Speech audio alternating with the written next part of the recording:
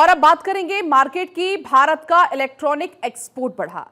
दिसंबर 2024 में दिखी काफी तेजी। डिफेंस प्रोडक्शन और डिफेंस एक्सपोर्ट में भी तेजी दिखी। इंडिया की सीपीआई इन्फ्लेशन 5.2% पर। तो बाजार को लेकर आपको हम जानकारी दे रहे हैं। आज का बाजार कैसा कुछ रहने वाला, उस पर भी हम चर्चा करेंगे। इंडिया की सीपीआई इन्फ्लेशन 5.2% पर।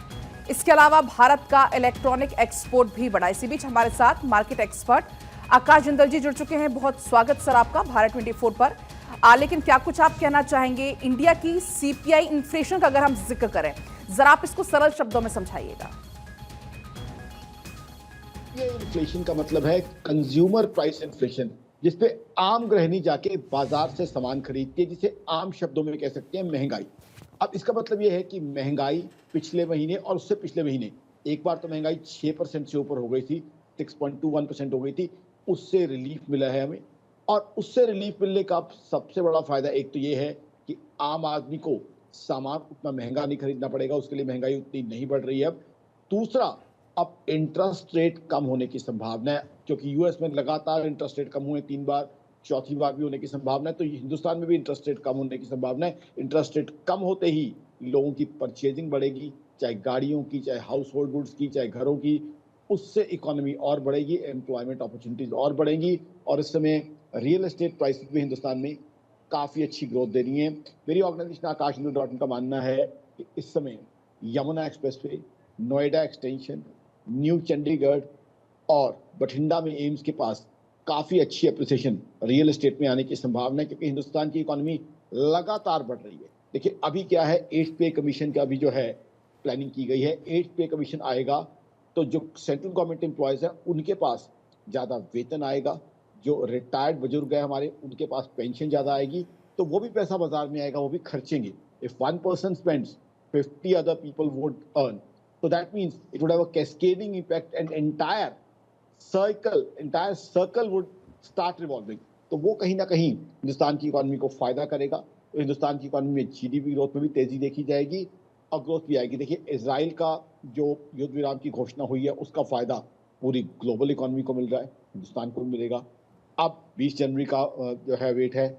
अगर ट्रम्प साहब उस समय रशिया यूक्रेन वॉर रुकवा देते हैं तो वो ग्लोबल इकोनॉमी के लिए बहुत बड़ा रिलीफ होगा। ऑलरेडी सीपीआई इन्फ्लेशन, जैसे हमने आपने बात की, अभी कम हो रही है।